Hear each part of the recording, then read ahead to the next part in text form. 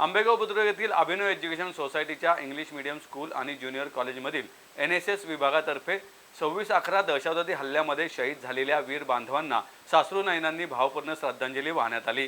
आंबेगाव बुद्रुक येथील अभिनव एज्युकेशन सोसायटीच्या आपल्या जीवाची बाजी लावून दहशतवाद्यांना कंठस्नान घालता घालता आपला जीव गमावणाऱ्या शहीदांना विद्यार्थ्यांनी पुष्पांजली अर्पण करून भारत मातेच्या रक्षणासाठी सर्वार्थाने झटण्यासाठी कटिबद्ध राहण्याची प्रतिज्ञा सोहम बिवलकर, कावेरी बांगर, अनुश्री काकडे या NSS स्वयंसेवकांनी केली।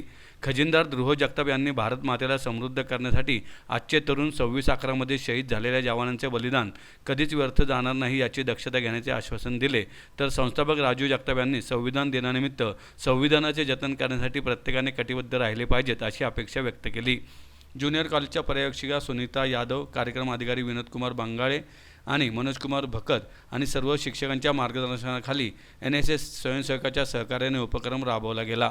यावेळी संस्थापक अध्यक्ष राजू जगताप, सेक्रेटरी सुनीता जगताप, सहसेक्रेटरी निर्मोही जगताप, प्राचार्य वर्षा शर्मा उपस्थित होते। 26/11च्या जो भ्याड हल्ला आपल्या देशाच्या स्वाभिमानावरती झाला,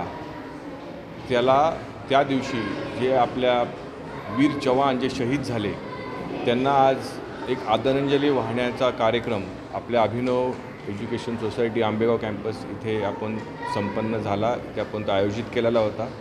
या कार्यक्रमामागचा उद्देश हेच आहे की युवक वर्गांमध्ये स्वाभिमान हा जागवला गेला पाहिजे, आपला इतिहास समजला पाहिजे।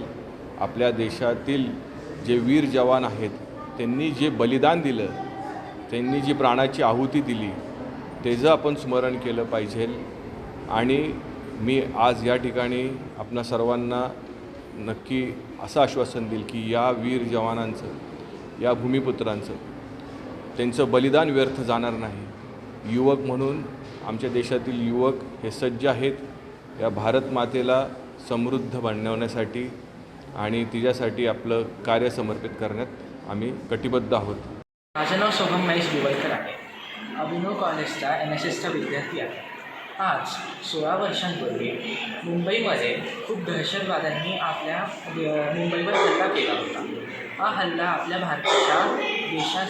देशाच्या स्वातंत्र्यासाठी हल्ला होता। आपल्या वीरांनी त्या दहशतवाद्यांना सामोरेच गेले, त्याच्यात काही वीरांचा मृत्यूही झाला। त्यांना आम्ही श्रद्धांजली देण्यासाठी आज इथे आलो आहोत। जय हिंद, जय भारत।